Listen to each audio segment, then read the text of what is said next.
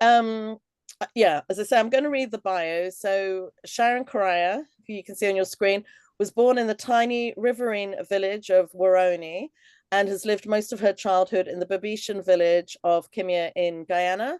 A former teacher, she is now living in the beautiful Cayman Islands. She writes for a group by the name of Guyana, a story of pictures old and new. She writes stories in standard English as well as in Guyanese Creole. Her favorite pastime activities are writing children's stories, doing paintings on rocks, and drawing animals. In 2024, she co authored a book, Waiting in the Pit 2, which was the work of 22 international authors. Her latest book, Kimbia Village of the Runaways, takes the reader from a time before the arrival of Columbus to present day. We're also being joined by Maggie Harris. Maggie Harris is a poet, prose writer, and visual artist. Originally from Guyana, she recently relocated to Kent after living for 10 years in Wales. She attended Kent University as a mature student, achieving a BA and MA, and started her career performing, running workshops, and teaching creative writing. She's worked for Kent Arts and Libraries, represented Kent in Europe, and was International Teaching Fellow at Southampton University. Maggie is also the winner of several awards, including the Guyana Prize for Literature, I think twice, once in 2000 and again in 2014. She's the Commonwealth Short Story Prize winner for the Caribbean category, and the Kent University's T.S. Eliot Poetry Prize, and also a Wales Poetry Award winner in 2020. Cosmata Lindie is a Guyanese writer and visual artist of Indigenous heritage. She has participated in several art exhibitions in Guyana and also exhibited her work in Paramaribo, Suriname in 2023 as part of a joint Guyana and Suriname art exhibition. Cosmata is one of 5 Caribbean writers shortlisted for the Commonwealth Short Story Prize in 2023. Her short fiction has been featured locally in the Sunday Stabrook, I think 2 short stories, The Birds in 2019 and Crossroads 2020. She's been published internationally in Ada, Where the Wind Blows, and also in Duke, which I think is a Surinamese. No, it's a Namibian. It's a Namibian. Right. So Duke, and the short story is called The Deer's Tale, and that was published December 2023. So her most recent story, Dark Flows the River, is one of 7 stories in the anthology One Day Congate, a collection of Caribbean folk-themed short stories published in October 2024 by the Trinidad and Tobago-based Caribbean Books Foundation. She's also originally from Kokwani, Upper Berbice River, and Cosmata currently resides in the New Amsterdam town in Berbice, where Maggie, I believe you were born in New Amsterdam, right? So, yes. So I think to start, we want to get a sort of sense of the of your work. So it'd be really fantastic if we can just have 5 minutes each from all 3 authors, with a sort of brief context about your chosen excerpt. So if we can start with you, Sharon, with a reading from you. Thank you. Okay. Well, my recent book, I try to include all the main villages in the Berbice River, but I particularly focused on the one that I grew up in, which is Kimbia. And Kimbia is very well known in Ghana because it's where the National Service Center was. So everybody who hears the name Kimbia, they would associate it with, the National Service Center. I have a story in there about the National Service Center, and There's they have their they had their share of like scary stuff going on there as well. So you will read about that in my book also. Yes, and what I really what really got me into writing this book is that I think the children of the Berbice River and all the other rivers, you know, we have some brilliant people there, but they have been like called all kinds of names, and you know, when you go outward in the towns and you go to school, you get, you know, they say all kind of stuff about you. So what I really want to highlight is that we are a proud people. We should be proud of where we're from. We should not be afraid to say, well, listen, I am from Kimbia, Berbice River, and I say it with pride. So that's what I'm all about. Thank you, Sharon. So, will you be doing a reading from the book? Yes, I have a little, the excerpt that okay, I have my book right here. Perfect. Okay, this is the story of Watamuma. I think this story resonates with most people. Everyone who's like reached out to me, they love that story. So here's a part of it. The pier was awash in an unearthly glow, bathed with silvery moonlight. The patina of well-worn rough greenheart planks shone as burnished copper. Just a little distance away from the pier was the lush canopy of trees of the forbidding Amazon jungle. The dark trees seemed to tremble in apprehension of the spectacle unfolding before them. The fragrant night seemed filled with a mystical presence. The air crackled with static electricity. Overhead, a screech owl hooted as his wings beat against the cool breezes of the night. The atmosphere was pregnant with foreboding. Small birds and animals shrieked with fright as the hunter creatures of the night, with deadly accuracy, pounced upon their prey. A stunningly beautiful female creature sat at the farthest end of the pier. Her ebony hair glistened with blue flecks of light as she ran her delicate fingers through her blue-black midnight tresses. That's the Watamama for you. Thank you for sharing that, Sharon. Can I come to you, Maggie? Do you want to just share a 5-minute excerpt of or one of your poems from your latest book?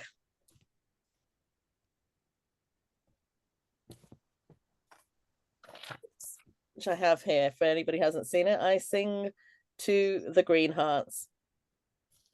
Maggie, we can't hear you, so you'll need to unmute.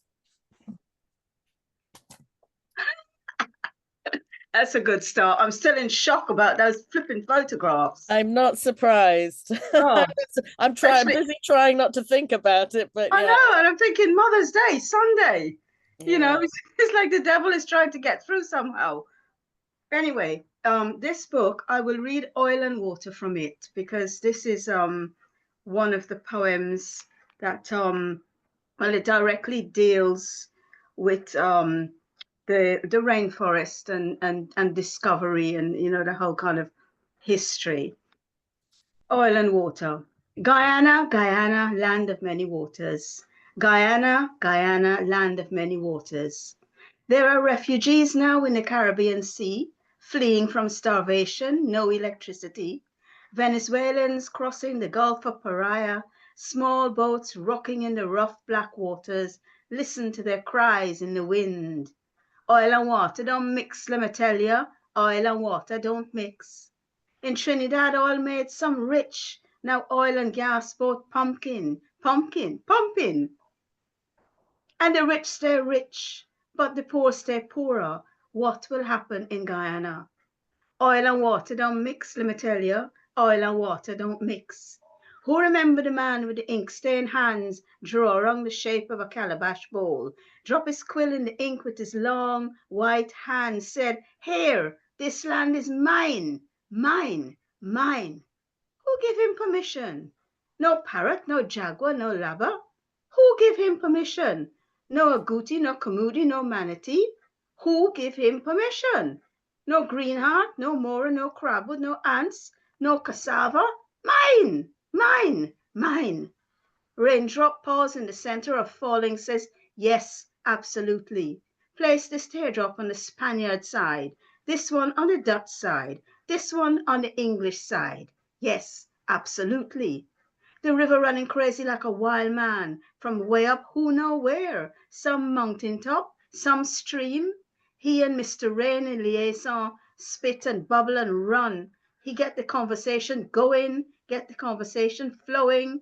River turn waterfall, waterfall to rapid, full flow, jungle flow, flowing, catapulting downwards, singing all kind of chorus, down to the river, down to the river, cutting through the jungle, hollering and warning, get out the way, swallowing whole trees and mangrove roots, tumbling alongside piranha and water snake, eel and otter, all living and eating and mating and dying. Riverbed trembling with bones, with fossils, calcium deposit, and the gold, the soft for gold, mercury and belly up fish. So if you have a chance to swallow and drown and chop and slice, is do he do. What do you know about responsibility? Responsibility? Responsibility? Does he know that the trees are our lungs? Just over the border now, the men with machetes slice and burn, chop and burn, and who know the names of the silent people hiding in the wake of the chopped down trees? Did anyone ask them? Anyone ask them? Anyone know their names? Did anyone say, is this land your land? Speaking for the water, remember Mama Water. Remember the daughter stolen from Africa, searching for the goddess who couldn't remember her name. Speaking for the water, oh land of many waters, Guyana, Guyana. But now the black gold find is a different thing. It's a different thing altogether. It's not just cutlass, not just woodcutter, not just driller and digger walking hand in hand. Not just a coolie man, nor a black man, not YY, nor Makusi. For oil and water don't mix, me tell you. Oil and water don't mix. Oil and water don't mix, me tell you. Oil and water don't mix. And who will take us to Omai now that Wilson Harris has gone? Who will take us to Omai? Who will row us across, guide us across the deep, black, satin, black wilderness? All the red and white of us, all the yellow and black of us, all the plantation children of us, all the overseer Massapicney, all the blue-eyed long hair of us, all the Douglas, the curly hair, the poets, the rabbis, the obeah the pundit, all for oil and water don't mix. Oil and water don't mix. Oil and water don't mix. Sorry, it's a little bit long, isn't it? Probably more than 5 minutes. Sorry. No, not at all. That was absolutely fantastic, and obviously very important given everything that's, given the present context of oil-rich Guyana. Yeah, brilliant. But also, I don't know if people can, I'm going to try and show people on the screen what the poem looks like, because what I love is the shift. So it starts off kind of looking like an ordinary poem with stanzas, and then you kind of move. Yeah, the structure and the style really changes. So I love kind of how that then informs the meaning of the poem as well. It adds to the meaning of the poem. So yeah, that's really exciting, and we'll talk more about that a bit later. I just wondered, Cosmata, can we come to you now just to get a flavor of what your work is like as well? Okay, so I'm going to read a part in the story, which is sort of like the pivotal part of my short story, Dark Flows the River. And this is the part where, say, we make the shift from what is real into this I would say this supernatural realm. So this part I call it the pivotal part of the story. It comes in the middle, you know, when just before the action really starts. So Charles lay wide awake. Around him, the other men snored in their hammocks. Between the fatigue of the day, the worry of surviving devil whip on the morrow, and vivid images of great granddaddy's pan cup, there was no room for sleep. Other images crept into his mind too. That last big fight with his father, that had almost come to physical blows between them. Him leaving the house with clenched fists and his brain on fire, thinking how badly he wanted to hurt this man who had given him life. Then going to the hospital the next day to see that same man, body swathed in bandages and his tube helping him to breathe. Charles had felt a horror rising like a strangling wave inside him. Knowing that he couldn't remain there any longer, going into the bush had become an escape. The moon had risen, and he looked out at the still jungle. Its shadows deepened, and its textures were shown in high relief by the moonlight. His troubled eyes fell on the Russian River, globs of foam flowing on its silver surface, and he felt a chill. He did not belong here. This place of escape was not his world. This was the world of the men who slept peacefully around him. Its dark strangeness was not hostile to them, as it was to him. The ache in his head had intensified, threatening to burst through his temples, and he wanted nothing more now than to be back in his own world, where the shadows at least had names, and he could see himself more clearly than he did here. In that moment, he knew he would do anything to be back there. Thank you. Thank you so much for sharing that. That's fantastic. I wondered if you could just you know, we were talking earlier about Pan Cup and saying that, well, I wasn't familiar with it. And I like to think that I'm familiar with a lot of Guyanese folk characters. Could you just tell us a little bit about the Pan Cup? Because it sounds like something that might be specific to Berbice. Yes. When I wrote the story, I actually thought that the Pan Cup was well known, like the other folklore figures in Guyana. However, it was only after I actually showed the story to a few people that I realized that the Pan Cup, it seems, is more localized to the Berbice River. So it's in description, it's also called the Bushman. Its description, it's a very tall creature. It's a forest spirit. It's known as a forest spirit. It's a shape. It can shape shift. And it's but the usual description is that it's a very tall creature. It's almost as tall as the trees. It has the head is shaped like a funnel. The top of the head is a funnel into which it throws whatever it catches to eat. It throws into the funnel. So that's the the physical description of the Pan Cup. Well, it certainly had me frightened. I was reading it to Rod and I was frightened. I was like, I don't like the idea of this funnel. I don't like that. Yeah, no, it's a really rich story. So I enjoyed that. I wanted to just start off really with a fairly straightforward question, and to ask all of you really in turn to talk about what if you could say something about your journey to becoming a writer. What drew you to writing in the first place? If I could start with you, Sharon. Okay. Since I was a little girl, I loved reading. And I had an uncle in England, and he always sent me books. And one of the books he sent me was Stories of Ancient Greece. Look, I love that book so much. I read it so many times. My husband always says, "You're an expert on Greek mythology." But that was from since I was like 8 or 9. But then that inspired me to start like writing my own little stories. I've been writing stories since I was like 9, 10, and I would share with my brothers and sisters, and they would read it and they would laugh and stuff like that. And when I was going to school at Sand Hills, the talent of storytelling developed. I didn't even know it was a talent back then, because in the evenings we were living at a hostel there at Sand Hills, and in the evening the children would automatically gather around me There was quite a few of them. We had like about 30 children, and every night they would come. Sharon, it's time for the stories. So I used to be making up a bunch of stories to tell them, you know, and up to this day, they tell me, you're the best storyteller we ever had.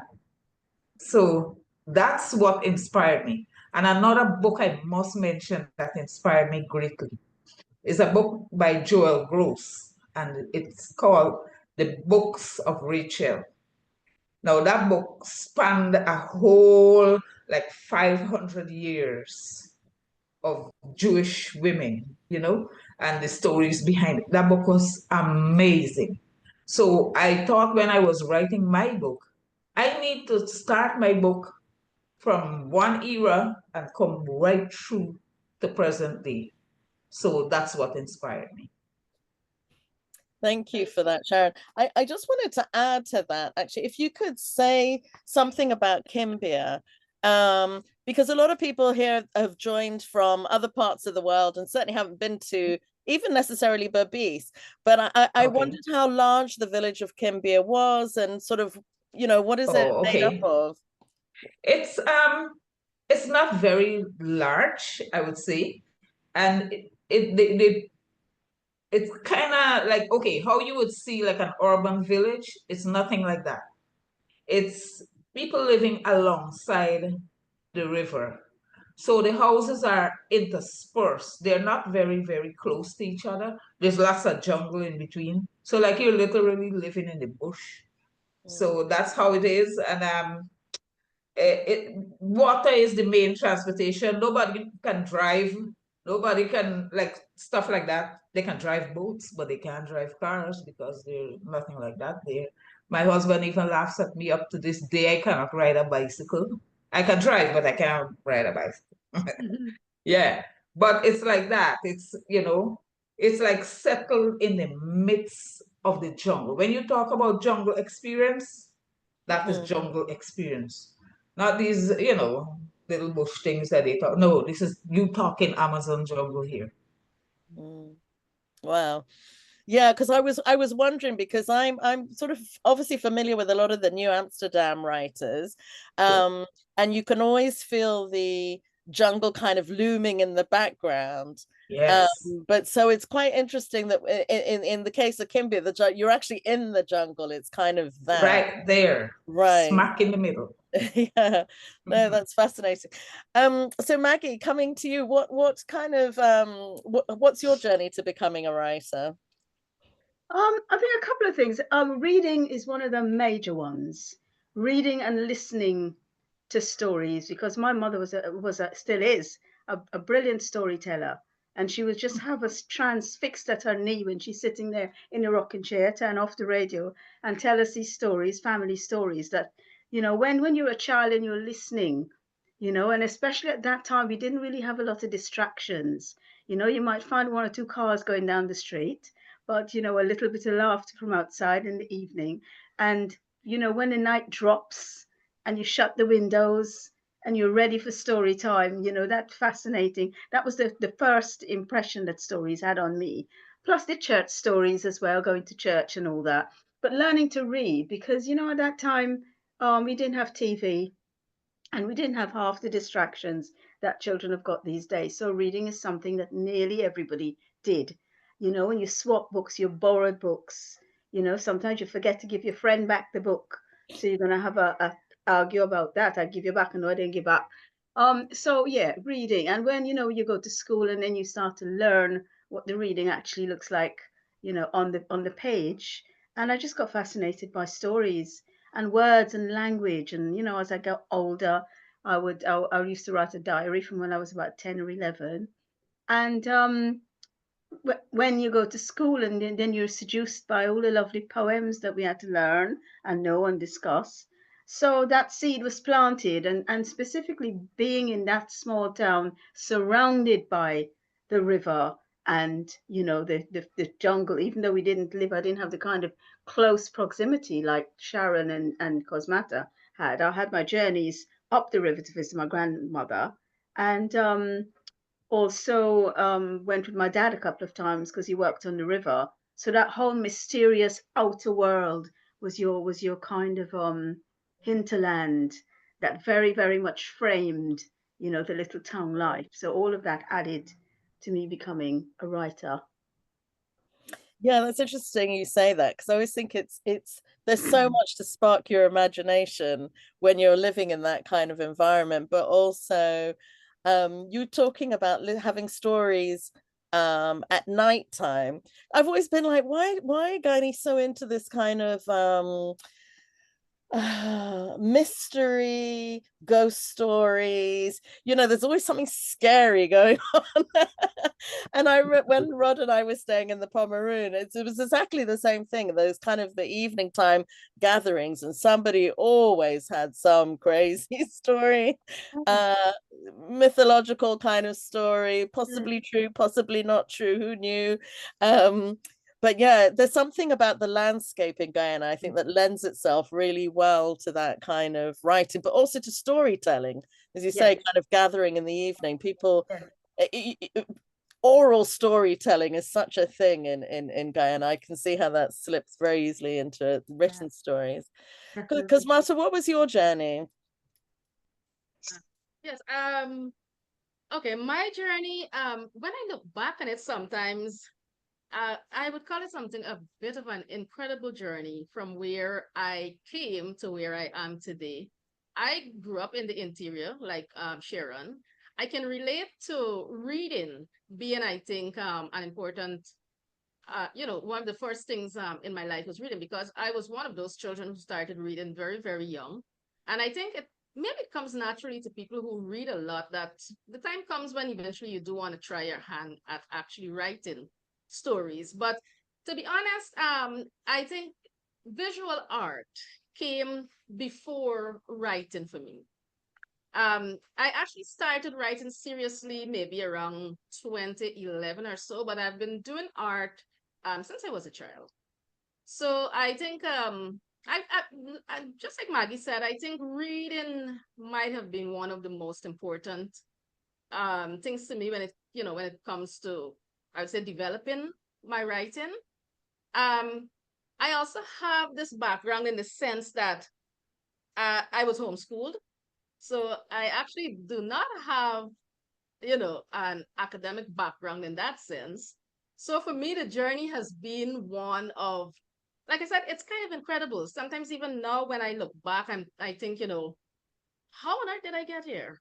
Like, it's like what I mean, a lot of it was due to, hard work, determination, grit, and all of that. But sometimes I feel that there was some higher power sort of guiding my footsteps along the way, because it has been quite an unbelievable journey for me.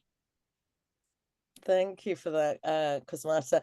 I wondered as well, I mean, we're talking about kind of almost how your upbringing has influenced your writing, but how has it influenced the kind of themes that you explore? Definitely the jungle. Just I think I can relate to Sharon with that. The jungle has been a huge influence in all of my creative output. This story, Dark Flows the River, is literally, the river features in it, and this is really would be like a sort of callback to where I grew up. It's an environment I know very, very well. And I think it has shaped, it is nothing, it definitely has shaped my writing, because it appears, I think it appears in just about everything I write. This nature, this jungle, this sort of environment, natural environment inspired work. So my upbringing is there. It's always there in everything I do. I can't get away from it. So what struck me very strongly about Maggie's work is that you can see there's a concern and fear over other people's lack of respect for the environment. And I wondered, does that apply to all does that apply to you as well, Cosmata, in your writing and Sharon? Yes, it does. In mine, of course. I lament for the forest and the way how people, invade the animals' spaces, and how they you know, how they are just ripping the forest apart, taking out all the lovely trees and stuff like that. So I'm very concerned about that. And in everything that I write about, it has something about the forest in it. Yeah, I feel like in a sense you're sort of activists in your writing. You use your writing as a form of way of communicating your displeasure with that, which feels really important. I mean, just listening to Maggie reading Oil and Water Don't Mix, you know, that whole yeah, it just feels really important. I wanted to come back to you, Maggie, actually, for a moment to ask you about, you went to Guyana recently. Can you tell us about this trip? So when you went to Guyana, how did it compare to the last time you'd been there? And did that enhance your fears about the rainforest? Because it's something that comes through in your latest kind of collection of poems. Oh gosh, well, yes. I mean, most of those poems were actually written before I even went back, because I mean, I've always kept close relationships with Guyana anyway, you know, so I was quite, you know, knew quite a lot of what was going on. I was really shocked by the kind of industrialization of Georgetown, and the buildings, and you know, a lot of the old buildings being lost and crumbling away, all those beautiful old wooden buildings. There's, I mean, I know that there's money being poured in, and there's certain things are being done, but whilst they're doing fantastic big massive buildings, you still got like rubbish that's not being looked after, and you know, and no recycling done. That kind of shocked me. But I didn't go to Guyana to criticize the country. You know, I don't want to say, you know, I've been away 50 years. How can I expect everything to be the same? You know, just like two cars and a donkey cart. You know, that's never going to happen. I didn't kind of expect that at all. But it was mostly the green space that I wanted to spend more time in, because I always felt at a loss that I didn't know and hadn't seen and hadn't been part of more of the environment that Sharon and Cosmata did, because my little forays up the Berbice River to Kokwani and that were just short holiday visits when my grandmother lived there, and my dad worked on the river, but not the kind of intimacy that these two lovely writers have got. And I always kind of felt at loss because I hadn't really seen a lot of the interior of Guyana. So that part of the visit was really, really vital to actually get my feet down on the earth, see all these wonderful rainforests that I had, you know, just seen through a screen, walk it, you know, talk it, climb it, sense it, and be in awe of, you know, as well as some of the remarkable people like Atiwa Grama, who spend their life looking after it and caring for it. You know, I thought that was just massively important. And it was also the first time that I'd met, well, the first and only time I met Cosmata in the flesh, which was really lovely when I went to my hometown. Which incidentally was it was a little bit weird going back to my hometown, because there's just like, I didn't know anybody there. I just really felt like I was a kind of ghost in a way, you know, because it's been a long time, and you know, it's hard to appreciate the sense of time, you know, over 50 years. So it's like two generations that have grown up. So yeah, I mean, I still have ideas about what to write and how to write, how to express it, that aren't really fully formed yet. But it was certainly an invaluable thing to do.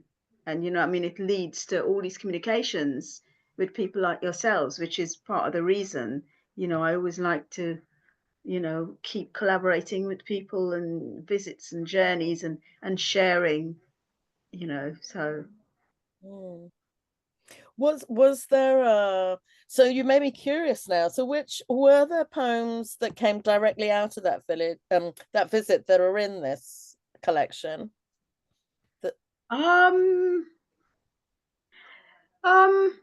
Probably not directly, because some of the ideas I was already familiar with.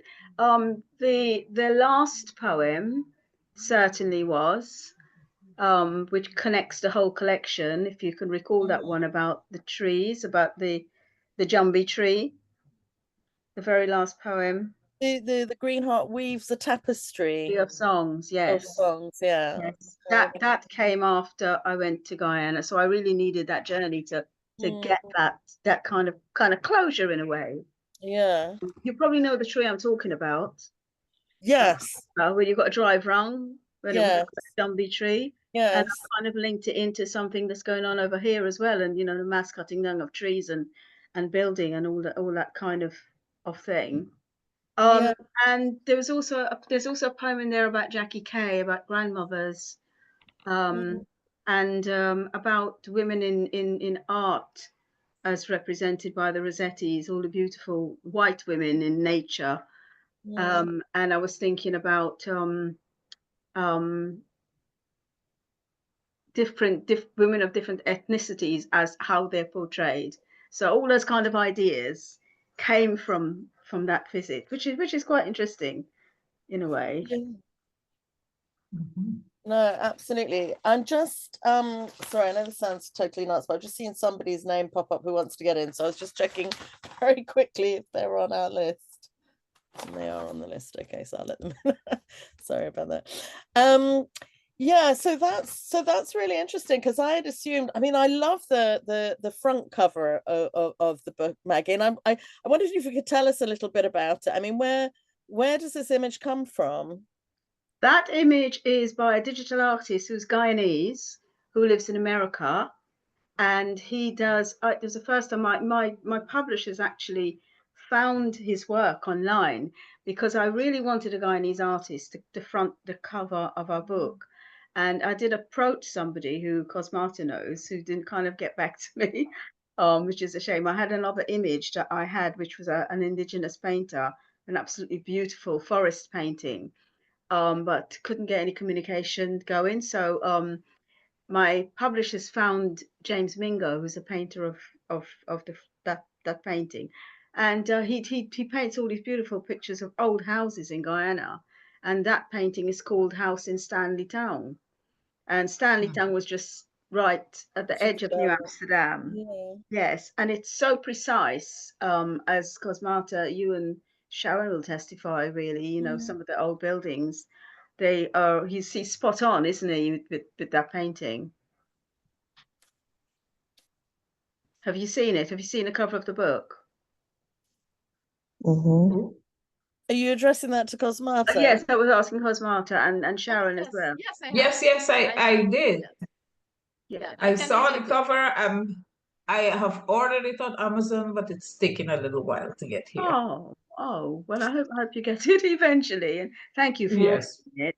But I just wondered what you thought of the illustration on the front. I thought it was awesome, because we share the same kind of ideology, because my book, the cover of my book, it was by an Akawayo man. I wanted an indigenous person to do the cover of my book, and he did. Thank you. Yes. So we think alike. I'm assuming I saw somebody earlier had put in the chat asking about the books, and I think I saw you respond, Sharon, but just yes, to say online that Sharon's book is available via Amazon, so yes, you can definitely get it there. Maggie's is available via Seren Books. So it's www.serenbooks, SEREN books.com. Amazon as well. Amazon is probably Amazon as well. Yeah. Just to say that, Maggie, you've also got your website, which is for anybody who wants to learn more about your wider works. I think it's just maggieharris.com, is it? Yeah. .co.uk. .co.uk. Okay. Cosmata, how do people get hold of your work? Is that also available on Amazon? Yes, it is. It's available on Amazon. Okay. You can purchase it. I think it's in Kindle form and also the physical copy. Yes, and I think I will add a bit later on some other links to some of your I think Where the Wind Blows, and also to The Deer's Tail. They're available online, so I'm going to just copy that and put that in now, actually, if I can. So go into the chat.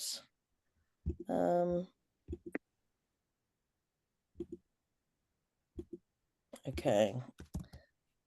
If that worked, hopefully I'll throw that in there. Should work. Okay, so you've got links to those. So what I wanted to ask, I had a kind of question about your readership, because I'm really curious. I've noticed with some writers that they sometimes amend the language that they use.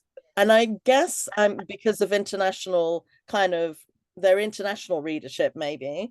But so I wanted to know who your readership kind of affects your writing. And the reason I asked is I saw something in, I think it was in Maggie, in your collection of poems, where you referred to an alligator. And it reminded me of other Guyanese writers who'd used the term alligator when I'd been expecting them to use the term cayman. So I just wondered if sometimes when you're doing your writing, how knowing that you've got a wider audience affects what language you use. If I can ask you first, Maggie, and then. I think we did used to use alligator in Guyana anyway, as far as I can remember.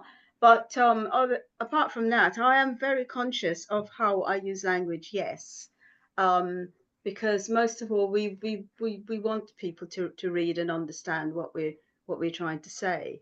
But I don't really compromise when the Creole is because that's really important for me to kind of speak truth and speak it as well as you could, and try and be as inclusive if you can.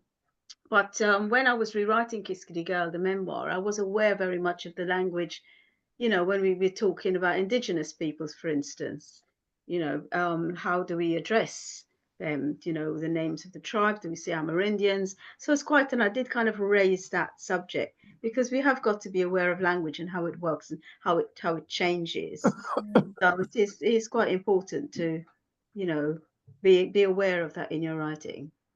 What about you, Cosmata? Well, I think you would have noticed in my story, I did use Creolese.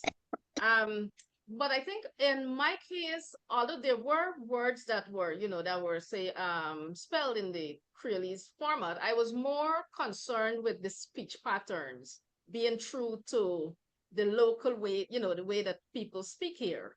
But I did, if you want to say, I did use a little bit more standard English in terms of the spelling, but I did keep true to the way, because you would see, if you read the dialogue, you would see that the miners, they talk how I've heard people speak around here. So it was important for me that the story should be, it should appeal to a wider or more global audience, but it should remain true to the local feel, the local sound. That was very important for me. So I did make, an extra effort to ensure that the speech patterns, the narration was done in standard English, but the speech patterns remain true to the local way of speaking. And especially as you would imagine, gold miners going in the bush, how they would communicate to each other. Yes, that was very important to me, to maintain that Creolese flavor. Yeah, I think that came across quite strongly, because it feels like you're going between the narration is in standard English and then the dialogue was in Creolese. And it actually made for really, reading it out loud was so pleasurable. I love Creolese, but as you say, the pattern of speech as well, it made it kind of very exciting to read. I wanted to come back to you, Sharon, because I haven't had a chance to read your book, as you know, and I was really fascinated by its description on Amazon, because at the time I couldn't quite work out, was it fiction, was it non-fiction? Could you just talk to that a little bit? Try and just for the people that are listening, kind of explain a bit more about the genre of your book. Okay. First, I set the book like with the Lokono people, That is the Arawa, like long before Columbus came here. So there's a story about those people, and like, well, we call her a princess. So the Locono princess. And that's when she first encountered the people who came there, the Europeans. And then it moves onward to say when the people came back and they formed a settlement, which is Port Nassau. That, yeah, and they build these buildings and stuff like that, and they traded with the Amerindians in the area. I try to use the correct names. I use the Locono people because that's what they're not. And well, it even talks a little about the Berbice slave rebellion, because you know that started in the Berbice River. Yes, so it has that aspect of it as well.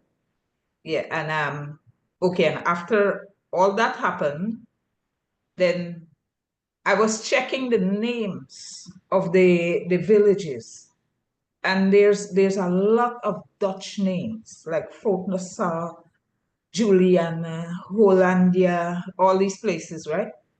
But the name Kimbia, when I checked that one, I originally thought that Kimbia was Dutch, but Kimbia is not Dutch. Then I found out that Kimbia is an African name, and it means runaways. So that's where the idea came from. Okay, now I got to tell the story about how this village became village of the runaways, because that's what the word means, a Swahili word meaning runaway. So then I moved on, like where the people intermarried each other after this set of Africans ran away. Well, and people were sent to fetch them back. But of course, some succeeded and they formed their own villages, and that's how Kimbia became a village. And do you know, up to this day, there's a group of African people in the Kanchi River who were like runaway slaves. They're runaway enslaved people. So that's so all of that is included in the book. And then now I moved on to, like, I am a product of the runaways mixed with the Locono people, because my ancestors were from both peoples, So, and then I started to like go along and tell like the stories I try to include like the little villages, Sand Hills, Kimbia, Ibini, like those villages, and what I experienced there, and like my experiences and my mom's experiences and stuff like that. And then we came to like my grandma and grandpa, and and like I would talk about like stuff that we did. We cut rice, we chopped corn, we did all these things. And then during that time, while we're doing this, they would tell us the stories, the folklore stories. So then I included, like in each part, I included a folklore story. So, and then I came along now towards the end of my book. I talked about the end of an era where the house, my grandmother's house, was burnt down. And like from then on, what the village is doing, like at present, like I spoke about the young boys who are building boats, and really nice boats too, not no ordinary boat. Even Stanley Ming, that guy, he was like amazed at the story that I wrote about the boys and building the boats. It gave them a lot of recognition. So yes, and then I came down to the end where I I said, you know, Kimbia has changed a lot. All the villages has changed. They now got jet boats and jet skis and all these things that we never had. So it's like from one end of the spectrum to the other end. So that's it. That's fascinating. So it's interesting that you're doing this span of history, but then also it mirrors the shift from Correia to jet ski, kind of, Yes. you know, the Yes. whole, yeah. It's funny because when I first was reading a kind of summary of the book, I saw that you know, the title Kimbia, and I always assumed it was a Lacono word because it didn't sound, as you know, it didn't sound Dutch. But also I know very little about the Maroons, the kind of runaways in Guyana, and it seems like academics haven't really done that much work on the Maroons in the area of Berbice. I think there's like a historian called Randy Brown and David Alston of late have been writing about yes writing about them, but it's fascinating to hear from you about Kimbia as this actual space where the Lacono and the formerly enslaved Africans came together and, you know, created families, new lives from it. So it's fascinating. I think the other thing, sorry, go ahead. In fact, I wanted to say that the Maroon village of Baracara is in the Kanchi River. It's the only Maroon village we have in Guyana. Oh, really? And a lot of, yes. And our, right now, one of our top cricketers comes from there. So that's how it like got put on the map a little. But people really don't know about it because up to present day, they still like pull logs with oxen and, you know, these kind of things. Yeah, I think that's the other fascinating thing because Guyana ended its colonial history as a British colony, we really forget just how long and extensive the Dutch involvement was in Guyana. So it's interesting to hear you were doing the research on the different kind of think about the name places and so forth. But yeah, so just moving ahead from that, the other thing is, I mean, because it sounds like your work is really, as we were saying before, of this kind of historical fiction, but also captures the mythology, is fiction. And I'm wondering if you've come up with a sort of term to describe your work, because that's quite unusual. I mean, it feels quite pioneering in some ways.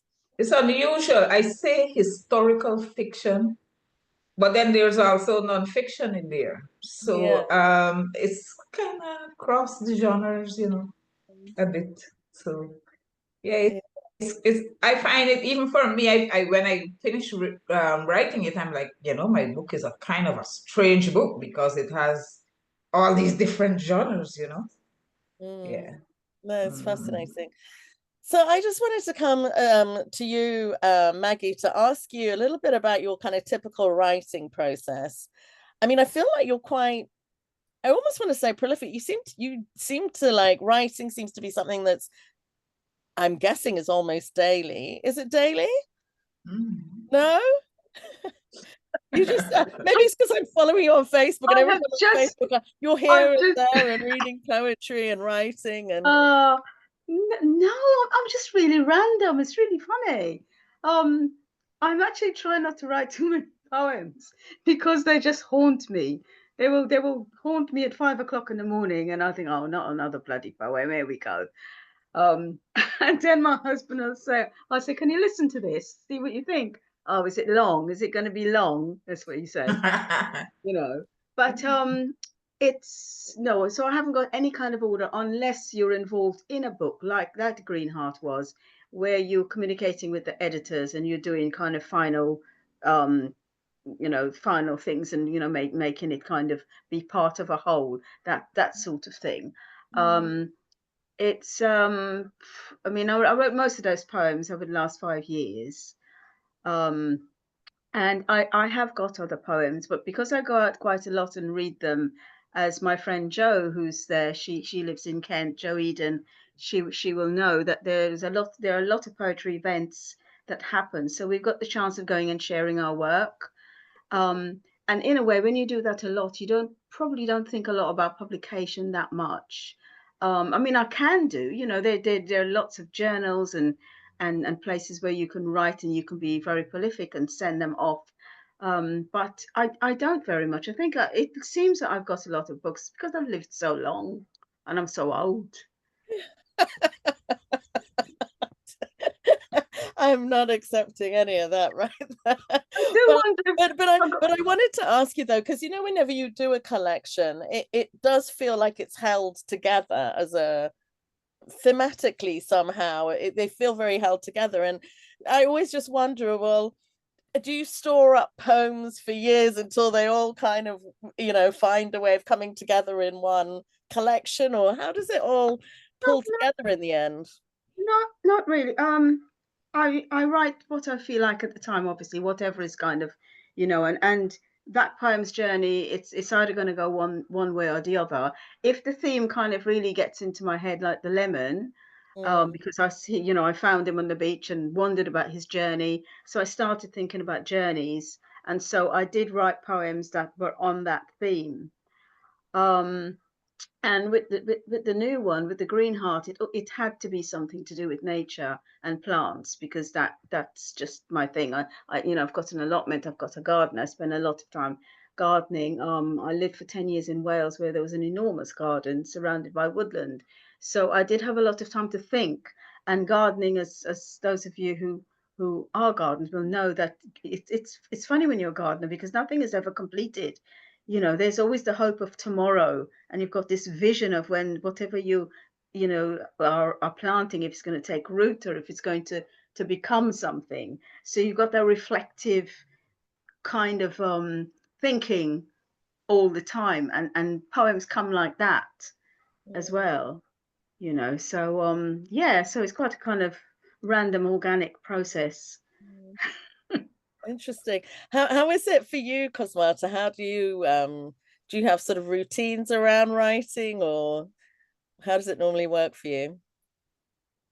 No, I don't really have routines around writing. My genre is speculative fiction, which is deals with you know, anything fantasy, the supernatural, science fiction, anything like that falls under the blanket term speculative fiction. Um, I generally just sit down and start writing. I don't have, you know, any kind of routine. I don't have any kind of, you know, any sort of what do you call it, rites or rituals or anything surrounding my writing. This particular story was actually it was written in 2023 when I was part of a flash fiction workshop, online flash fiction workshop that was organized by an organization that goes by the name of Clarion West, and they they only deal with speculative fiction writers. So that suited me because I really grew up on the fairy tales. I said I read a lot, and I think my earliest influences were the fairy tales. I have a very vivid imagination. I like the idea of, you know, creating my own imaginary worlds. Stories where, you know, I can use my imagination, let it run wild. I like the idea of the blurring between, you know, reality and fantasy. So my genre is firmly within, you know, the fantastical, speculative fiction. I think I would say I'm also influenced in my storytelling. This would perhaps fall on the maybe cultural influences. There's a very rich folklore, traditional folklore within the Berbice River. I draw heavily from that. I draw heavily from the environment. You know, I draw from all these things that I'm familiar with. The fantasy, I love mythology, legends, magic, that kind of thing. So all of this is what I would say sort of you know, my writing style is perhaps crafted around. So that is my writing style, and no, I have no particular way of going about it. I just sit down and start writing. I get an idea and I sit down and write, and that's it. Thanks for sharing that. So, Sharon, coming back to you, because of the vastness, the amount of material you covered, what was it something that you sat down to a little bit every day, or how did it develop into this really Okay. expansive book? We have a huge Facebook group, and it's called Guyana, a story of pictures, old and new. Now, we had this volunteer content. I was one of the volunteer content creators. So I used to write, they would ask me to write about anything, that caught my fancy. So I used to write, I wanted people to be aware of those interior villages and stuff that they do, and so I started writing like that, and the one of the first things I wrote about was that same GNS, the National Service at Kimbia, how I saw it through the eyes of a child. Now that story got so many likes. It was like amazing. I was like blown away. They loved that story. And a lot of people resonated with that story. So I just thought, something, seeing that they like my writings, I should just put all together and just do a book out of it. My book took me a while. It took me like 2 years to write, because I would come and I would write some, and then I would come back and I would write another piece. And you wouldn't believe this, but in fact, the entire book was written on my Samsung notes, on my phone. Oh, on your phone? On my phone, yes. Oh Yes, my I wrote that book on goodness. my phone. So between my clients, I would sit down, oh, I should write about this. So I would write a little piece there, and I would write.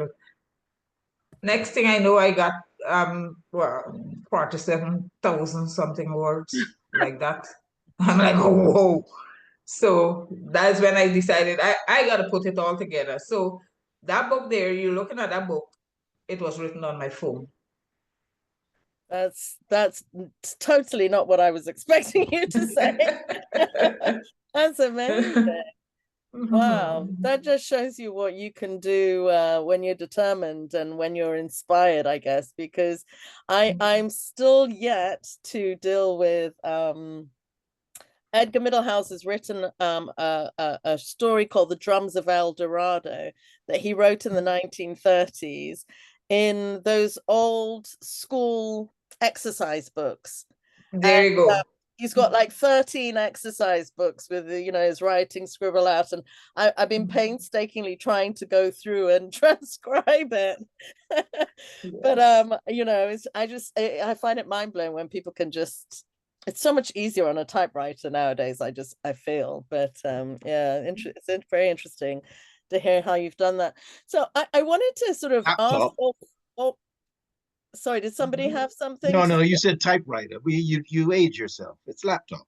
Oh, sorry, yes. I did. In fact, I got distinction in typewriting at school, Rod. So I'm not ashamed to say that's why typewriting's in my head. But I wanted to also just ask you a little bit about, because I feel like Maggie, you mentioned that you were, obviously you're an artist as well.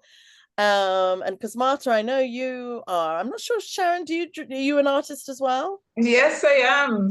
So all three of you, how does that, my question to you then, does your art inform your writing and your writing inform your art? And this, like Cosmata, you were saying you're interested in speculative fiction. Is there something about the speculative that then enters into your artwork? So maybe if I start with you, Cosmata, and then come around Maggie and then Sharon. Yes, it does, because the same sort of fantasy element is often present in my visual art that is in my writing. I think it would be because, my creativity, I I suppose, springs from the, from the same source. So it's not whatever, whatever you see in one would in some way be reflected in the other. So yes, my art, I would say my art influences my writing and vice versa. So I find that interesting because both Sharon and Maggie got somebody else to draw their front covers. And I feel like if I was this all-round multi-talented creative, I might be tempted to like illustrate my own work. Maggie, what about you? I mean, do you? I have illustrated some of my covers, starting from Limbo Land. Well, that was a photograph, so it was kind of hybrid cover. The short stories, the Margate one. I don't know if you've seen that one. I illustrated that with my friend Mark. And 60 Years of Loving, that is one of my illustrations on the cover of that one. I don't know if you've got that Yeah, one. no, I remember. I do. I can remember the blue cover with the. Yeah, no, I Yeah, do. that's right, a black Yeah, and white drawing, because yeah, I yeah. work mostly in black and white. But I did want an Indigenous artist to illustrate the new book, but that didn't happen. So, but anyway, as you know, we got the James Mingo one. But I don't actually do a lot of artwork these days. I always, when I go to an exhibition, I think, oh, this is so wonderful. I want to do this. I want to rush home right now and create this painting. And Jo Eden, my friend who's there, she's an artist as well as a musician, as well as a poet. So it does, I think creative people do have these different talents, as I know you do as well, Juanita. And I'm still waiting for your collection. I honestly, I feel so ashamed. I saw my PhD supervisor online. We're part of an organization called the Robinson Trust that holds funds of money that we can allocate to Lacona communities in Guyana and in Dominica. So I was online with him just a couple of weeks ago, and he was saying to me, "Oh, Juanita, yes, that brilliant researcher who never finishes anything she's doing," and I just wanted to die because I write a lot. I love drawing. I love photography. All of these things, but they always feel like they're very disjointed, like they don't belong in the same book. That's why I was asking about your poems, because I always feel like somehow yours always hang together in some sort of thing, whereas mine are just because I'm so busy at work all the time, and I'm always doing hundreds of different projects, that when I write, none of it seems to be about the same thing. I haven't yet worked out what if there's a central theme. There's definitely something about being mixed, I think, and like having multiple ancestries that definitely comes into my work. But yeah, I just haven't got round to. So one day. I think you probably need to send it off and have an editor take it that step forward, because sometimes we can't see where we're going, and it takes someone else to kind of give it a bit of guidance. Yeah, no, that's so true. Let's see connections. Yeah, that's so true. It's funny because I see it much more in the sort of photography. I don't know whether I'd call it photography art. I don't know how.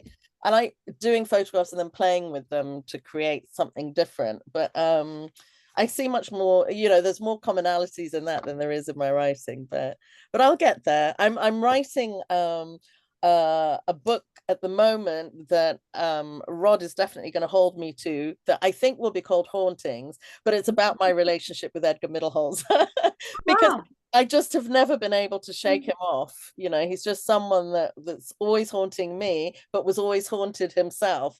So I'm just looking at the kind of, it's feels like quite an odd book at the moment, but a bit like, that's why I was interested. Sharon's kind of, what genre are you writing? It's fascinating. Anyway, this isn't about me. And so what I wanted to ask all three of you again is, are there particular challenges that you face as female authors? Particularly Sharon and Cosmata being based within the Caribbean, or but also Maggie, I don't know. I mean, are there anything that you feel that because you're a woman places a particular challenge on your experiences as authors? I can honestly say no, apart from once many years ago when I sent some stories to Virago, and they sent it back saying that I used a grandmother figure that was like not politically correct. And that kind of threw me. That was a long time ago. But now I think luckily I may be very lucky that I really haven't had that problem as a woman. No. Sharon? No? No, I haven't had, I cannot say that I've had any problems that way.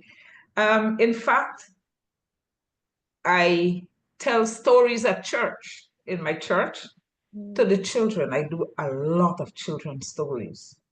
And I heard someone describing me to one of the pastors one day that saw me at the school's parking lot. And she said, "You see this lady here? She is the best storyteller in the Adventist church that we have." And I was like, blown away. Is she talking about me?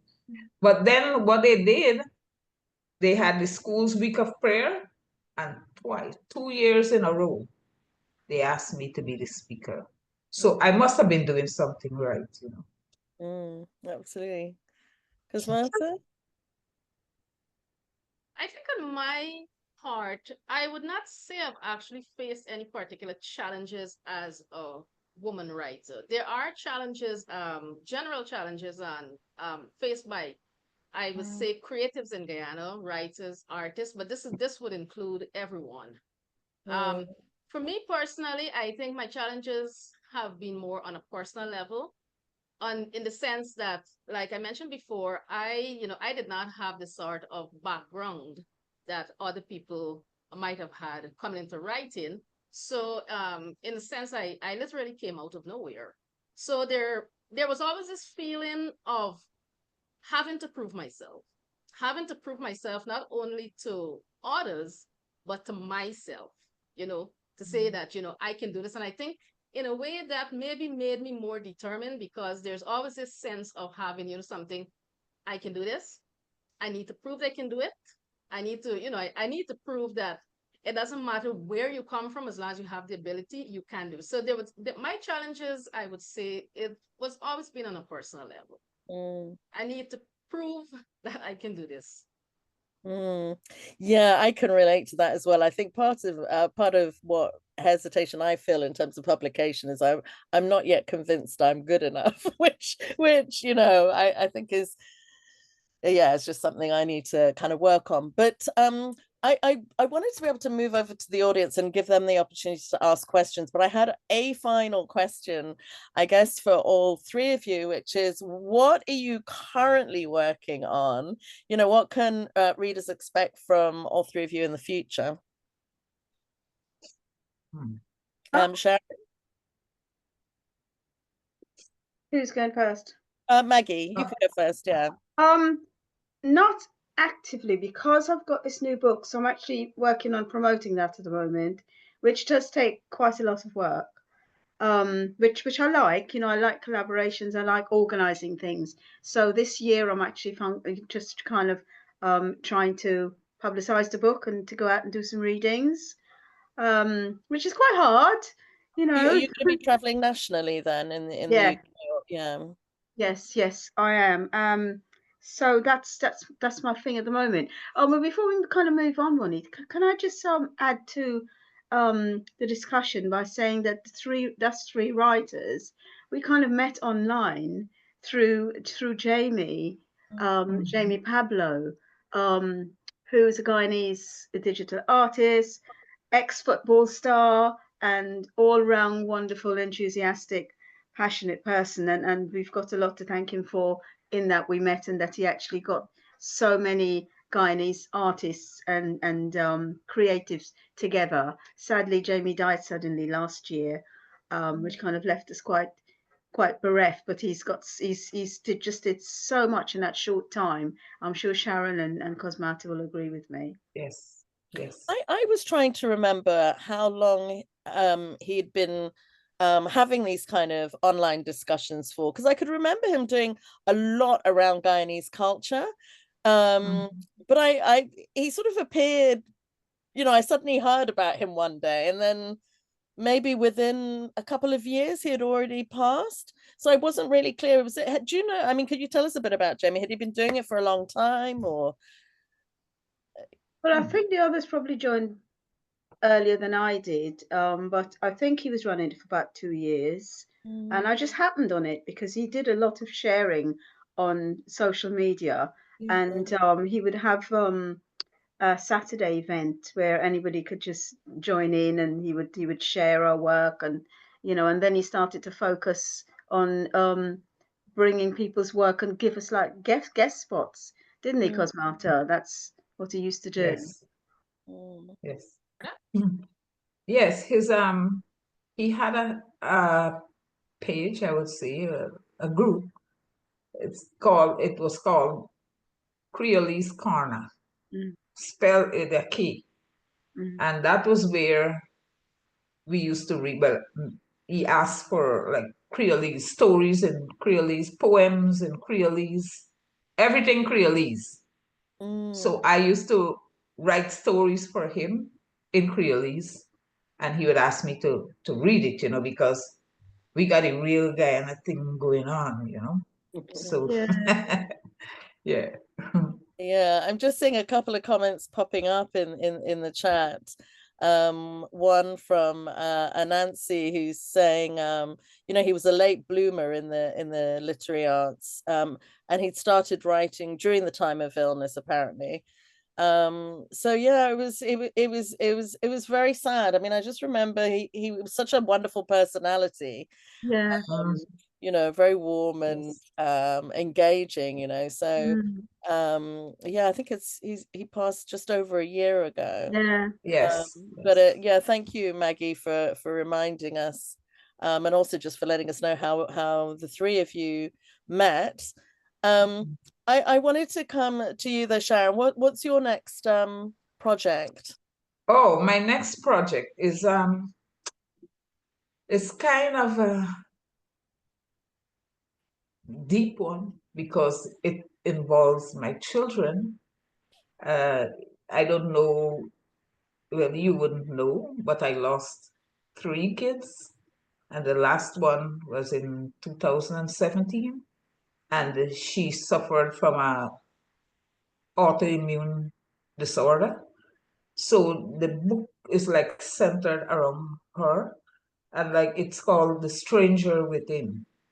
And it's like for anyone who has like a chronic illness in a child that they are dealing with, and like what to expect with something like that, because this thing that she had is not one, it was like three in one: scleroderma, um, arthritis, rheumatoid arthritis, and the other one she had lupus. Yes. So these three combined, and they when you have something like that, there's no cure. It's just like passages of remission, and then it comes back again, and it goes into remission, then it flares up, and then you have to deal with all the stuff that goes with it. Like, yeah, because it affects their brain, it affects their organs, it affects everywhere. It is something horrible. So that story is kind of like hard for me. I'm writing it, it's almost done, but it's really to help people to understand, like, I have this child with a chronic illness. What do I do? How do I cope?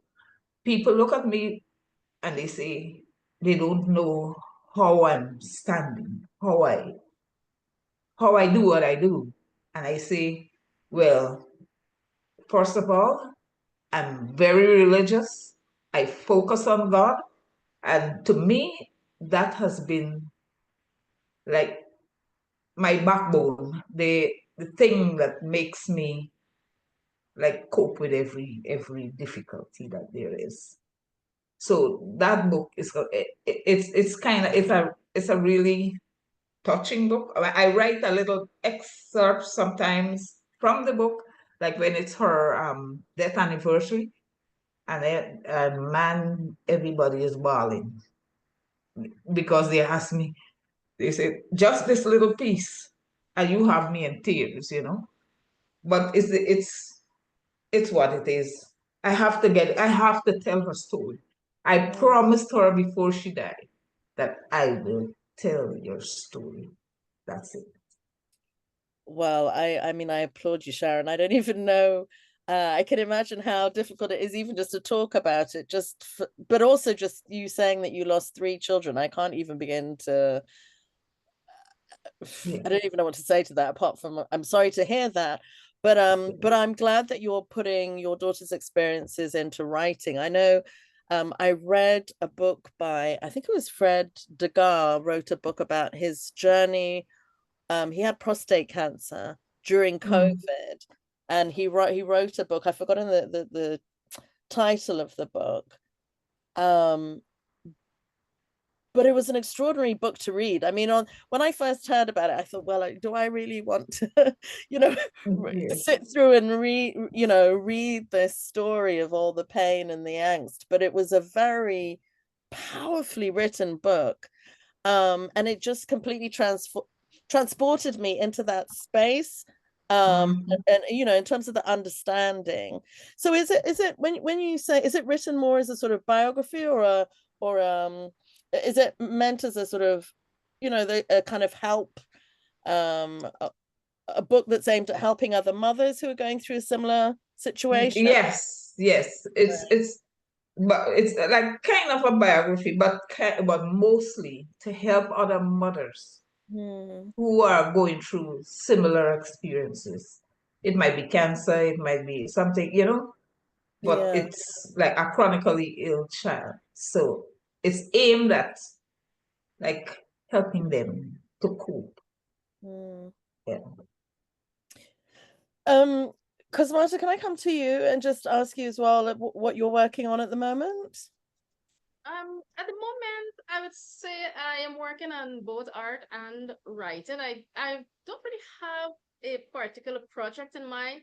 I do have a number of stories that I've written during the same Clarion West workshops, because they hold them annually, and I've been participating since for several years now, I think since 2020, in fact. So I have a number of stories that need editing because, sometimes as writers, we write the first draft and then you put it down, and the editing is where the real work comes in. So, I have a lot of those to do.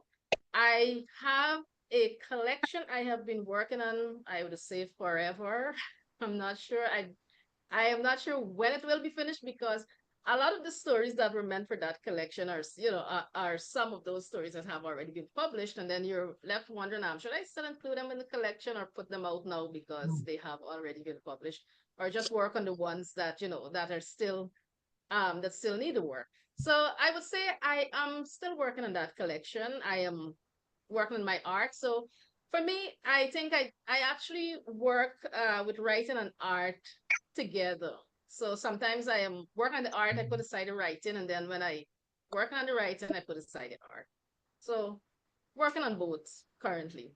So if we wanted to find out, when any future publications or anything like that are coming up, do you have sort of websites or just ways No, that people can keep in touch with what work you are doing? I don't have a website. I do have social media pages. I am on Instagram, on Facebook, on X. Though I'm not really active on X anymore, but I'm on Threads now. So I sort of utilize the other social media platforms, but I do not have a website. No. Okay.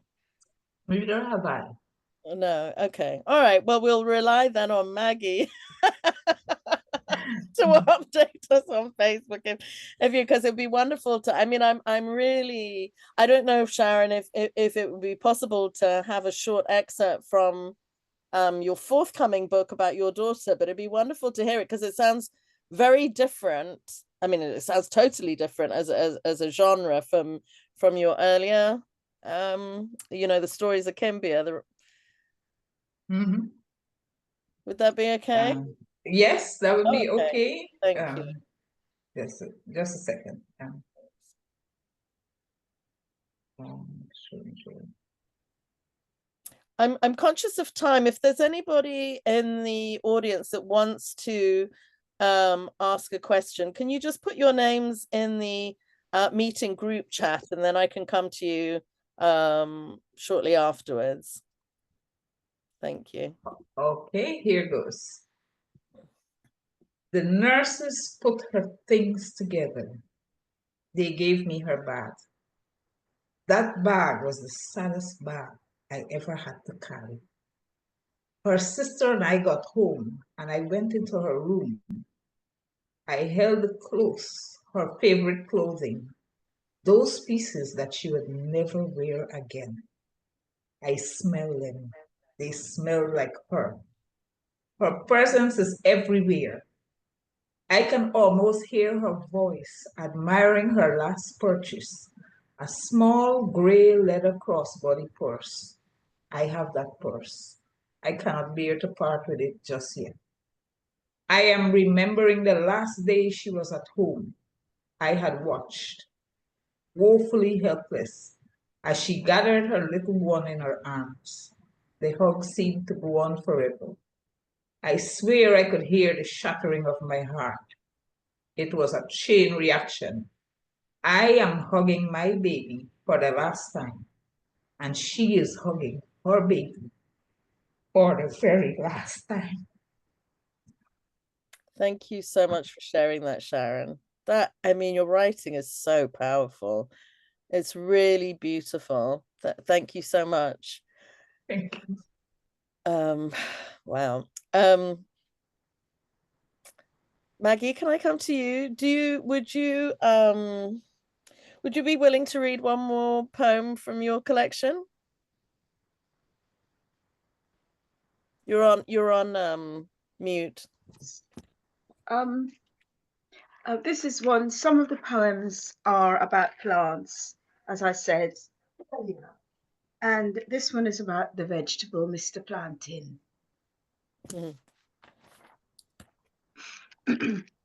Mr. Plantain take a long time to make up his mind if he green or he yellow.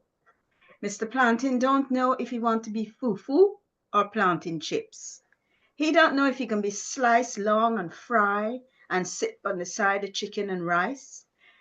Mr. Plantain traveled from Brixton to Broadstairs on special order for one woman who know his name, who never mistake he for no junior half-assed banana sprawling all over the damn place. Mr. Plantain take revenge from all of them who drag ye from the plantation, bring ye to a cold country to mash, chip, or slice, sprinkle with salt and fry in oil. So he take his own time to turn yellow from green, from hard to soft, in somebody half-light kitchen, where he stretch he long, boomerang, indolent, lazy, delicious self, like a tomcat, inch by every glorious planting inch. That's wonderful. Thank you, Maggie. I love Yes. that one. That was so evocative. And Cosmata, do you want to share anything else before we hand over to the audience? Suppose I could share maybe 2 paragraphs coming to the end of this story here, just to, not giving away the very ending though. Okay. Although the ache in his temple was gone, Charles sat with his head in his hands. Surrounded by his 4 remaining companions, he felt isolated. The dark Russian current was taking them downstream, back towards Poppy Rapids. He saw some of the men grab paddles, striving to keep the boat midstream and preparing to traverse the treacherous waters under their own power if Frankie did not get the engine started in time. Charles was not thinking about any of that. His mind was working more clearly now than it ever had, and a terrible conviction came to him as he sat there. The monster had not come out of the jungle. It had come from a place much darker and more treacherous than any jungle. He knew, too, that they were no safer midstream than they were ashore. The monster was not following them from the shadows of the riverbank. It was right there in the boat with them, waiting to emerge again, perhaps in another form, when the pressure got too much.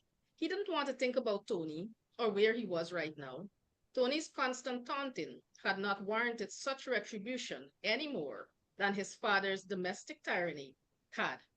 But it didn't have to continue either. So I'll stop right there.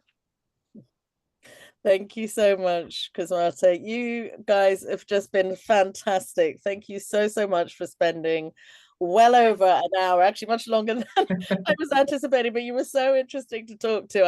I apologize for going way beyond the time I'd planned to.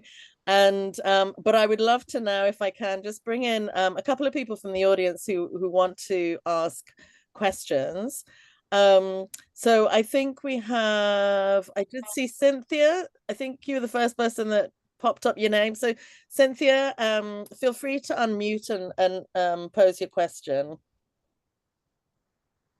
Hi, good afternoon, everyone. Hello. I'm feeling so emotional, so I might not be super articulate. I just am really overwhelmed truly by how much of a blessing it really feels like to be in the space with each of you and to be able to hear your gifts. Just like, it's just really incredible.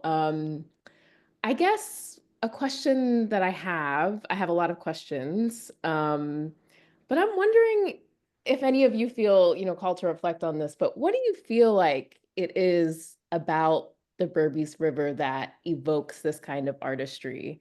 My family roots are in Berbice, and anytime I would go and visit, there'd always be like, oh, you're going to the land of the dead. There's always this kind of thoughts about the Berbice River in particular, even though it has so many components that are similar to other rivers in Guyana. So I'm just curious about that, if any of you have reflections, but mostly I just wanted to share. Thank you so much for the opportunity.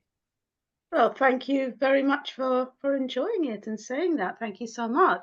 So for me, I think the Berbice River is unique because of the time in which it's set. I think somebody growing up now will probably have a very different experience because you're talking a time when you had a ferry, you didn't have a bridge, you didn't have TV.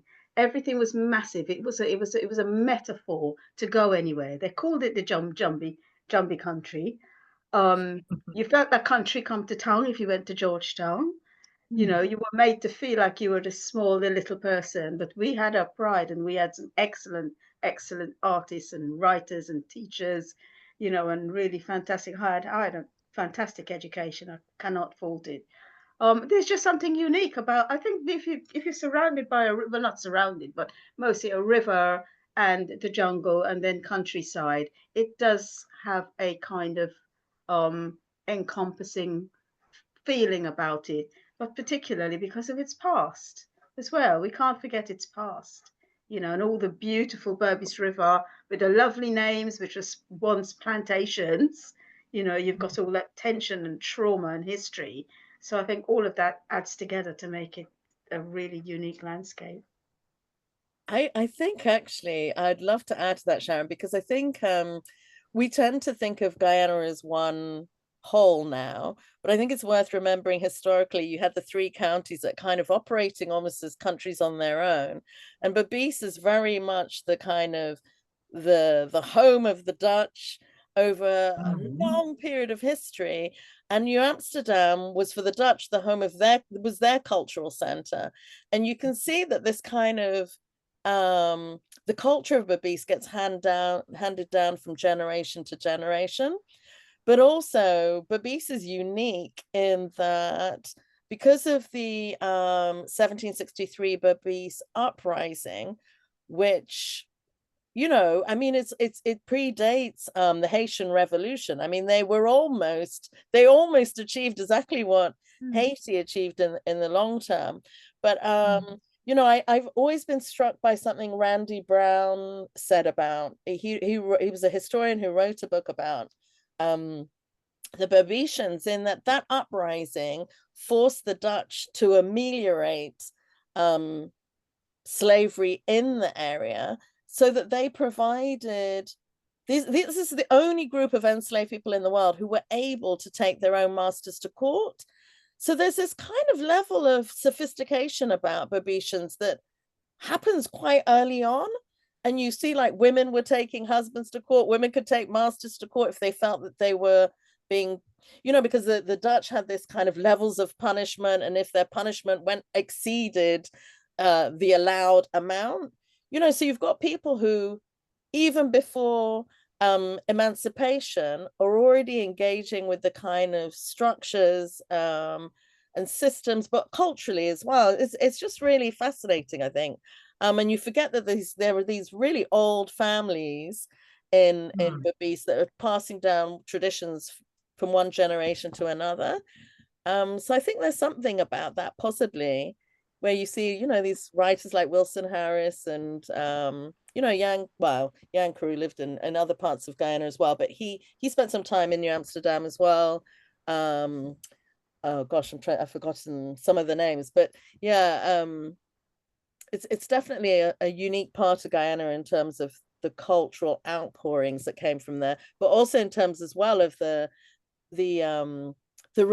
uprising and the death and the everything that got, you know, there's these ideas of mystery and ghosts, and you know, you get a lot of that kind of haunts the writing of people who come from Berbice. It's not just the rainforest, it's very much the history that's part of that. But I'm not living there now, so I don't know why I'm going on about that. Sharon and Cosmata, what are your thoughts on it? I would tend to agree with that in the sense of the history. I think a lot of it has to do with the history of the river. There's something about, at least for me, you know, being someone who is fascinated with, you know, myths and legends and the supernatural aspect of it, I think that, you know, that has been I would say that is how the river then has influenced me. It is, you know, it is a place where you hear about, you know, all the Jumbie stories, the Dutch ships rising from, you know, the black waters, you know, all these things. And just as we said, we were talking about the Pan Cup being maybe localized to this area. So, you know, there's all this, I would say, all this uniqueness about the Berbice River that I think let us say in a way, you know, when you've been in it long enough, as you know, for us who grew up here, you become a part of the magic of it all. You know, you're influenced by it. It sort of seeps into you, and it comes out in your, you know, your writing, your creativity. So yeah, there's something about the black water. There's Sure. definitely something about the black Yes. water. And not, for me, like, okay, I've lived in Canada, I've lived here in Cayman, I've lived, you know, in Grenada, in other parts of the world. But for me, when I go home to Kimbia, for example, I haven't been there in a long while. But when I get there, it does something to me. It's not only the black water, it's the smell of the grass. It's the jungle. It's the beautiful jungle, the calm, the peace, you know, and then the stories, the old folks who are there, and they're all very nice people. When you go there, oh, they're happy to see you. They have something to give you. They always, oh, you. Right now, I'm a celebrity there because I wrote that book, eh? Man, listen, my aunt who lives in California called me, bawling, her eyes full of tears, and she's telling me, I am so proud of you. All the old folks, because I mentioned them in the book, you know, and in a good way, because they are good people, you know, they're just simple but good people. And that is why I wrote the book, you know, and that is how it affects me. Like when I go up there, and sometimes I go up there and I sit there and then I stay there for like a week or so, and then I'm like, the forest has grown on me. I don't want to leave. I want to stay here, you know. I don't want to come and face bills and hole and all this kind of stuff. I want to just chill, you know, just be there and chill. Yeah, I can totally relate to that. I like the fact that you become aware of yourself as a human being, and you're a small human being in relation to this vast environment. It's a completely different feeling to living in a city, in a different space. But I wanted to thank you, by the way, Cynthia, for that great question. If I can now come to, I think it's Rukesha. I may be pronouncing your name completely incorrectly, but Rukesha, if you're on, just unmute and ask a question. Possibly gone. Hi Oh, you're everyone. there. Perfect. I don't really have a question. I just wanted to say how much I loved this meeting here and how much it's really inspiring, and to hear from the Berbice River women, Cosmata and Maggie and Sharon, whose work I'm really fond of. And yeah, I just want to say thank you and thank you, thank you. Oh, thank you. Thanks, Rukesha. Did I see somewhere, did you post that you were also from Kimbia, or am I imagining that? Yes, I grew up in Kimbia. You So did grow up. yeah, Okay. So it has particular resonance for you, I'm sure. exactly. Thank you. Well, I'm so glad you're able to join us. I wanted to also, I know Makeda, if you're online, you had a comment or a question. Hi, yes. I had two questions, one general one and one more specific to Cosmata, who is a speculative fiction writer. I'm gonna just ask the general one first. So Sharon, you gave us a really, I think, heart-rendering piece about your daughters, dealing with your daughter's passing and so on. And I was wondering if you other ladies, how is it managing such an intense memory or such an intense moment and translating that into coherent writing? How do you manage that? Like, how do you manage to push past those feelings and push past that intensity to create Right. something coherent? Yes. Well, let me tell you, every part of that book that I am writing, I'm writing and my tears are pouring down because it's still, it hurts, you know. And the thing is, I have combined the two. It's her as well as my son. I put like a story about my son there too, because my son died tragically, like swinging. He was swinging on a clothesline, just swinging and watching a bucket full, and the clothesline burst and his neck broke. It's like instant death. So I have to write this. I have to. It's something I cannot say that, well, okay, I wouldn't do it, because it's in me. I have to get it out. So that is how I cope with like my pain. To me, like that's how it helps me when I write. So I know it helps other people when they I did a little story about my son too. And my God, that thing went crazy. I write a lot on Facebook. Cosmata would know. I write these little stories, you know, and sometimes put my own drawings to them and so. But that one, yeah, though, like that one about my son and the excerpt about my daughter, they're like, I never understood truly how people resonate with grief, especially someone who's going through like something similar. Man, it is like a real powerful emotion.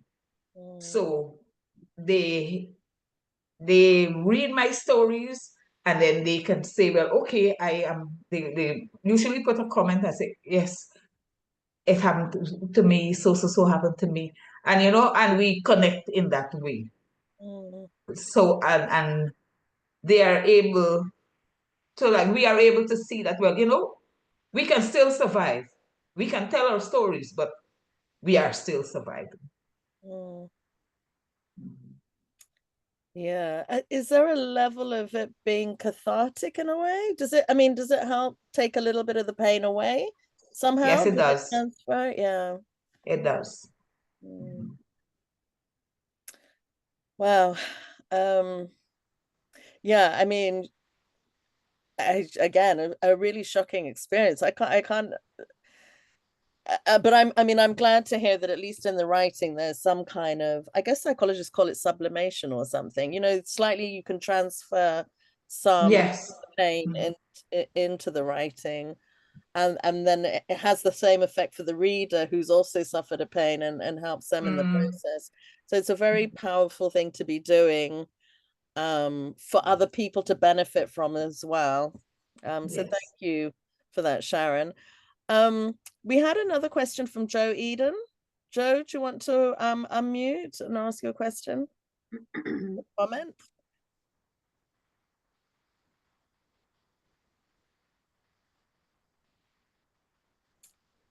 I'm just going to see if I can see Joe. You still there? Yes. Hello, yes. First of all, I just wanted to say this has been such a rich experience for me. I've known a little bit through Maggie's writing about Guyana, about that area, but all three writers, it's given me such a rich, evocative, and something of a deeper understanding of the history and all of the whole that area.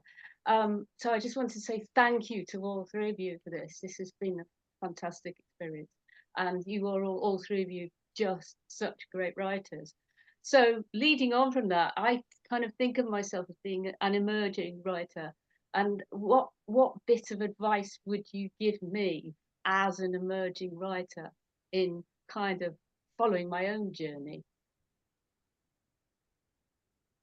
Just keep going, keep doing it, keep writing and performing and getting out there and do it. Basically. Yeah. And Joe, I might add, is a very good writer as well, and a singer and an artist. Thank you, Maggie. Thank you.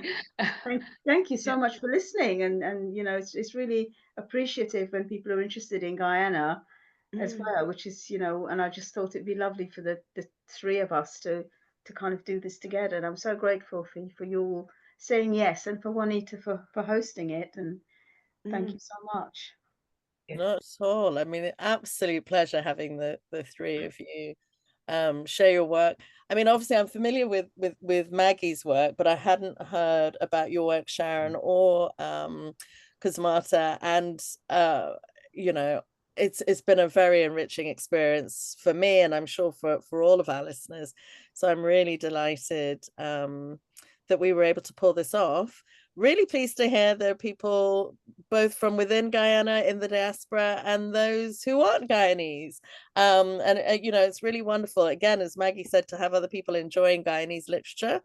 I feel like there's more and more awareness of Guyanese literature. We've been holding a lot of events at the university that I work at on Guyanese literature, and there's definitely a lot of interest in it. So more power to all three of you, and I shall look forward to hearing more from you. I feel like I've taken up way too much of all of your time. It's 5:42 here, so gosh, what time do we start? 3:30, 4:30, 5:30. Yeah, that's a lot of time. So thank you so much for spending this length of time with us. Thank you too to the audience for staying with us. And I'm going to switch off the recording now, but just to I'm raising my hands on behalf of anybody you can't hear. I'm sure everybody will join me in raising my hands in gratitude.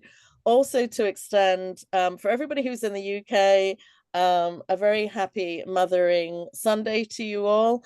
Not just to mothers, but to those who mother, and to the aunties and grandmas. I always feel like there's many different ways of being a mother. So yeah, just to extend that to everybody. And I don't know, when do you celebrate Mother's Day in Guyana, and in you share the same one with the States, I guess. Is it February? No, it's May. May. Okay, so you've got it coming up, but yeah.